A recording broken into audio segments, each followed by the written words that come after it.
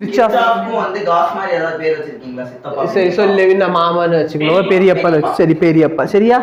பெரியப்பாக்கு 2 லா இருக்கும், சரியா? 2 லா வச்சு நீ ஏகப்பட்ட ப்ராப்ளம்ஸை சால்வ் பண்ணிக்கலாம், ஓகேவா? பேசிக்கான ஈக்குவேஷன் இருக்கும் பார்த்திருக்கியா? ஒரு சர்க்கியூட்ல நான் ஈக்குவேஷன் உருவாக்க போறேன், புரியுதா? சர்க்கியூட்ல என்ன உருவாக்க போறேன்?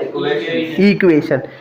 நல்லா கவனிச்சுக்கோ, 5 மார்க்ல போர்டில் வரதுக்கான வாய்ப்புகள் இருக்கும். அப்புறம் அன்னைக்கு உட்காந்து அன்னை எங்க சிலபஸ்ல 5 மார்க் கொஸ்டினே கிடையாதே அப்படின்ட்டு உட்காந்து அழாத, சரியா? 6 மார்க் எங்கடா இருக்கு? இப்ப கிர்ச்சாஃப்ல 2 லா இருக்குது, சரியா? கிர்ச்சாஃப்ல 2 லா. விளையாடாத, ரொம்ப சீரியஸ் டாபிக், சரியா? கிர்ச்சாஃப் லாவை என்ன சொல்லுவாங்கன்னா, ஒன்று கிர்ச்சாஃப்ஸ் கரண்ட் லா, இது வந்து ஃபர்ஸ்ட் லா, சரியா? கிர்ச்சாஃப்ஸ் கரண்ட் லா இல்லைன்னா ஸோ கேசிஎல், ஓகேவா? கிர்ச்சாஃப்ஸ் கரண்ட் லா இல்லைன்னா ஜங்ஷன் ரூல். இதை ஒரு சில புக்கில் வந்து கிர்ச்சாஃப்ஸ் ஃபர்ஸ்ட் லான்னு சொல்லுவாங்க, ஓகேவா? கிர்ச்சாஃப்ஸ் ஃபர்ஸ்ட் லா. இதில் ரொம்ப முக்கியமான விஷயம் என்னன்னா, நீ நான் கொடுத்துருக்கணும்னு நினச்சே கொடுக்கல, ஓகே. கிர்ச்சாஃப் ஃபர்ஸ்ட் லா கேசிஎல், இது வந்து கன்சர்வேஷன் ஆஃப் சார்ஜ்ல ஒர்க் ஆகும், சரியா? இது ஒரு பெரிய விஷயமே கிடையாது, பட் இது வந்து நீட்ல 4-5 வருஷம் கேட்டு வச்சிருக்காங்க. கிர்ச்சாஃப் ஃபர்ஸ்ட் லா எந்த பிரின்சிபல்ல ஒர்க் ஆகும்? இப்போ என்னது? கன்சர்வேஷன் ஆஃப் சார்ஜ், ரொம்ப முக்கியம், சரியா? கன்சர்வேஷன் ஆஃப் சார்ஜ்ல தான் கிர்ச்சாஃப்ஸ் ஃபர்ஸ்ட் லா இல்லை கிர்ச்சாஃப்ஸ் கரண்ட் லா ஒர்க் ஆகும். இப்போ ரொம்பவே சிம்பிள். அட் எனி ஜங்ஷன், ஏதோ ஒரு ஜங்ஷன்ல, ஜங்ஷன்னா தெரியும்ல, ஏதோ ஒரு பாயிண்ட்ல வந்து ஜாயின் பண்ற மிட் பாயிண்ட், ஓகேவா?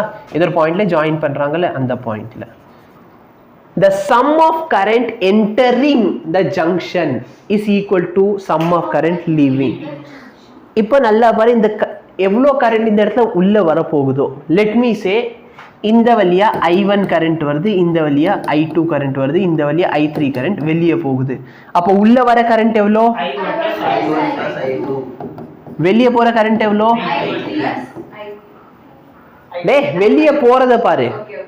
இந்த பாயிண்ட்ல போய் நீ நின்னுக்கிற, இங்க இருந்து கரண்ட் உள்ள வருது, இங்க இருந்து கரண்ட் உள்ள வருது, புரியுதா?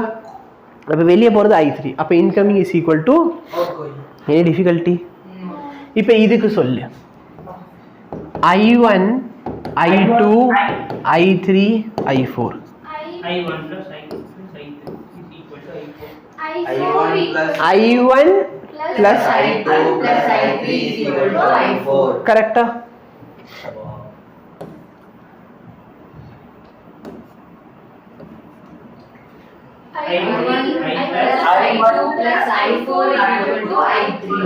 I1 I2 I4 உள்ள வர கரண்ட், I3 வெளியே போற கரண்ட், எல்லா கரண்ட்டும் உள்ளே வந்துச்சுனா என்ன பண்றது? Equal to 0. வெளியே யாருமே போகல, எல்லா கரண்ட்டும் வெளியே போச்சுனா அப்ப லெஃப்ட் ஒரு சைடு 0 ஆயிரும், மிச்ச சைடு எல்லாத்தையும் ஆட் பண்ணிக்கோ. வெளியே போல நீ ஈக்குவல் டு 0, வெளியே போகுது. அப்ப எல்லாமே அப்ப 0 is equal to I1 plus I2 plus I3 plus I4. உள்ள வந்தானே வெளியே போகும். சரி, அந்த இடத்துல இது பார்த்தனா பேட்டரி வச்சு நம்ம क्वेश्चंस சால்வ் பண்ணுவோம், ஓகேவா? சரி, அந்த மாதிரி இடத்துல அது அப்படி இருக்கணும்னு அவசியம் இல்லை. டேய் நல்லா பாரு, லெஃப்ட் ஹேண்ட் சைடு ஃபுல்லா என்ட்ரிங் கரண்ட் வச்சுக்கோ, ரைட் ஹேண்ட் சைடு ஃபுல்லா லிவிங் கரண்ட் வச்சுக்கோ. உள்ள கரண்டே வரல, அப்ப 0 is equal to I1 plus I2 plus I3 plus I4 போடு, புரியுதா?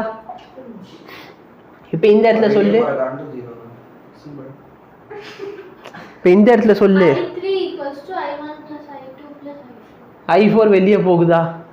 I1 plus I2 is equal to I3 plus I3. என்னதான் குழப்புறீங்களோ? I1 plus I2 is equal to I3 plus I3. இல்லை, வரிசையாக தான் சொல்லிட்டு வாங்களே, அதையும் மாற்றி போட்டு கொச்சு. உள்ள வர்றது எது? வெளியே போகிறது வெரி குட். இந்த இடத்துல எடுத்துக்கோ, உள்ள வர கரண்ட் எதுவுமே இல்லை. இப்போ 0 is equal to very good.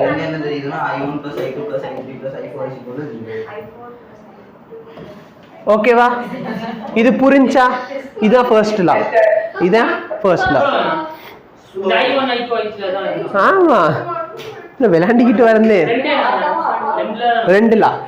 இப்ப நல்லா பாரு, நான் centum பிசிக்ஸ்ல junction where 3 or more wire meet, ரெண்டுல இருந்து ரெண்டோ இல்ல சாரி மூணை விட அதிகமான ஒயர் மீட் பண்ற இடத்துல மட்டும் தான் ஜங்ஷன்ல அப்ளை பண்ண போறேன். ஏன் ரெண்டு இடத்துல மீட் ஆகுறதுல நீ ஜங்ஷன்ல அப்ளை பண்ண? இப்ப நல்லா பாரு, இங்க இருந்து ஐங்கிற கரண்ட் உள்ள போகுதுன்னா திரும்பி இந்த வழி ஐ கரண்ட் வெளியே வந்துருமா வராதா? உள்ள போனோன்னு மாயம் வந்து காண போயிடும், உள்ள போகும் அப்புறம் காண போயிடும். Not possible. கரெக்டா இல்லையா? புரியுதா? பட் இந்த இடத்துல நல்லா பாரு, லெட் மீ சே இந்த வழியா வர கரண்ட் ஐ, இந்த இடத்துல I1, இந்த இடத்துல I2. அப்ப இந்த I நீ எப்படி எழுதுவ? I1 plus I2. I is equal to I1 plus I2. கரெக்டா இல்லையா? இப்ப அகைன் இந்த இடத்துல ஜங்ஷன்ல அப்ளை பண்ண வேணா, இந்த இடத்துல அப்ளை பண்ண வேணா. இங்க I1 போகுதுன்னா இங்க I1 தான் வரும், இங்க இப்ப இந்த இடத்துல ஜங்ஷன்ல அப்ளை பண்ணிக்கலாமா? I1 plus I2. நல்லா பாரு, உள்ள வரது என்ன? I1 plus I2. வெளியே போறது I3. இல்லை, இங்கில இருந்து எவ்வளவு ஐ தானே போச்சு. அப்ப இது திரும்பி ஐங்கிற கரண்ட் வந்துருச்சா? புரியுதா? இங்க ஐன்னு எடுத்ததுனால நீங்க ஐ போச்சு. கரெக்டா இல்லையா? அப்ப நல்லா யோசிச்சு பார்த்துக்கோ. இது வந்து கொஞ்சம் அறிவாளித்தனமா, இது வந்து வெக்டார் மாதிரி இருக்கு, டைரக்ஷன்லாம் வச்சிருக்கோம். அதனால இந்த சைட்ல இருந்து 3 வருது, இந்த சைட்ல இருந்து 4 வருது. அப்புறம் ரிசல்ட் எங்க போகும் வேணும்னு? இந்த இடத்துல கொண்டு போய் 5. தப்பு. இது வந்து வெக்டார் அடிஷன். இது ஓகேவா? புரிஞ்சா? கொஸ்டினை சால்வ் பண்ணு. இல்ல இந்த கொஸ்டின் வேண்டாம். இது கொஸ்டின். இந்த கொஸ்டின் நீ சால்வ் பண்ணிக்கலாம். So these lies based on conservation of charge. இது ரொம்பவே முக்கியம்.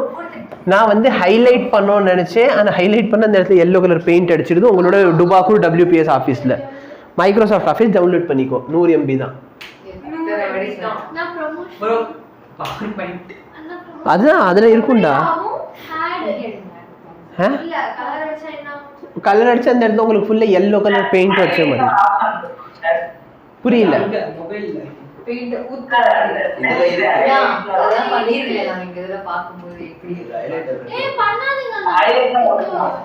இந்த பேஸ்ட் ஆன் ஹைலைட் பண்ணிடுற. சரியா? இதை போய் பார்த்துக்கோ. ஏன்னா அப்புறம் அப்புறம் அங்க போயிட்டு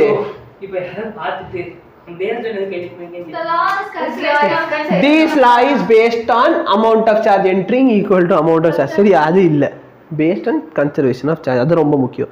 அப்படின்னா என்ன? amount of charge entering, incoming எவ்வளவோ outgoing அவ்வளோ.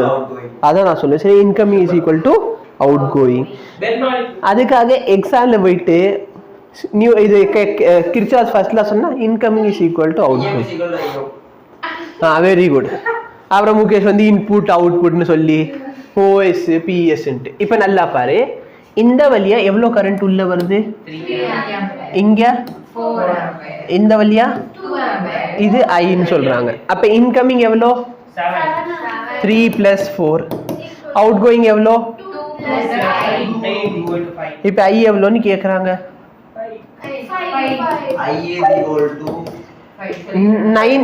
இப்ப 9th பசங்களுக்கு என்ன டவுட்னா, எதுக்காக இது சப்ராக்ட் பண்ணணும்? இது எப்படி உங்களுக்கு தெரியுது? இது இந்த கொண்டு போய் சப்ராக்ட் பண்ணணும். அவன் நான் கேட்டதுக்கு எனக்கு பதில் சொல்ல தெரியல அப்படின்னு வீட்டுல போயிட்டு யார்கிட்ட 4 தடவை கேட்டிருக்கேன். இன்னைக்கு வந்து இன்னொரு ப்ரோ சரியா காலையில மெசேஜ் போட்டு ஒரு ஃபார்முலா இருக்குது, F is equal to m into v minus u whole divided by t. சரியா? 10 நியூட்டன் ஃபோர்ஸ்னு கொடுத்தாச்சு, மாஸ் 10ன்னு சொல்லியாச்சு, v தெரியாது, u ஓட வேல்யூ 2ன்னு கொடுத்துட்டாங்க, டைம் வந்து 2 செகண்ட். இப்போ v எப்படின்னே கண்டுபிடிக்கிறது? v கண்டுபிடிக்க வேற ஏதாவது ஃபார்முலா இருக்கா? v கண்டுபிடிக்க வேற ஃபார்முலா இருக்கா? புக்ல கொடுத்திருக்க ஃபார்முலா சொல்லுங்க. I am sorry, v is equal to 4. v is equal to 4. புக்ல வேற ஃபார்முலா இருக்குனே. என்ன ஃபார்முலானா ft by m plus u equal to இந்த ஃபார்முலா. சரியா? இதுதானே. இப்போ இந்த ஃபார்முலா மனப்பாடம் பண்ணிட்டாங்க. சரியா? இது மனப்பாடம் பண்ணிட்டு வந்துட்டு டெஸ்ட்ல என்ன பண்ணிருக்கானா,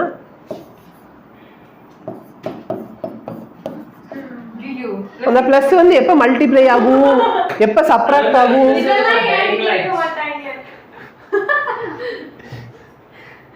இப்போ நான் இதெல்லாம் பண்ணுவேன். இப்போ ரொம்ப சிம்பிளான கொஸ்டின் வந்துட்டு என்னென்ன கேட்குறாங்கன்னா I2 I3 I6 கேட்குறாங்க. சரியா? இப்போ நல்லா பாரு, I1 ஓட வேல்யூ எவ்வளோ? -0.3. அவங்க கொடுத்துருக்காங்க, வச்சுக்கிட்டு போறாங்க. I4 எவ்வளோ? 0.8. I5 என்ன? 0.4. இப்போ நல்லா பாரு, இது I5 இந்த வேல்யூ I6 சரி, அப்ப I5யும் I6 என்னதான்? 0.4. அப்ப I6 ஓட வேல்யூ மூணாவது வேல்யூ 0.4 0.4 0.4. புரியுதா? ஓகே, அடுத்து சொல்லு I3 எவ்வளோ? இங்க 0.8 வருது, இங்க 0.4 போயிடுச்சு. அப்ப இங்க எவ்வளோ? சரி, இப்படி எழுதலாமா? இப்போ உனக்கு ஈக்குவேஷன் வேணும்னா இன்கமிங் எவ்வளோ? I4. அவுட் கோயிங் என்ன? I3 plus I5. கரெக்டா? அப்ப 0.8 equal to I3 plus 0.5. எப்படி பாப்பா? 8ல இருந்து 4 போச்சு, நாங்க 4 தானே. 1.1 cancel. Option A. Option A முடிஞ்சா, நீங்க மைனஸ் இருக்குது. I2 நம்ம கண்டுபிடிக்கலாம். இப்போ I2 கேக்குறாங்க. சரி, இப்போ இந்த இடத்துல ஜங்ஷன்ல அப்ளை பண்ணலாமா? கரெக்டா? இப்போ இன்கமிங் கரண்ட் எது? I2வும் I3 இன்கமிங்கா? அப்ப I2 -0.3. அவுட் கோயிங் எது? 0.8 which equals to அப்ப I2 என்ன? 1.1. முடிஞ்சா? option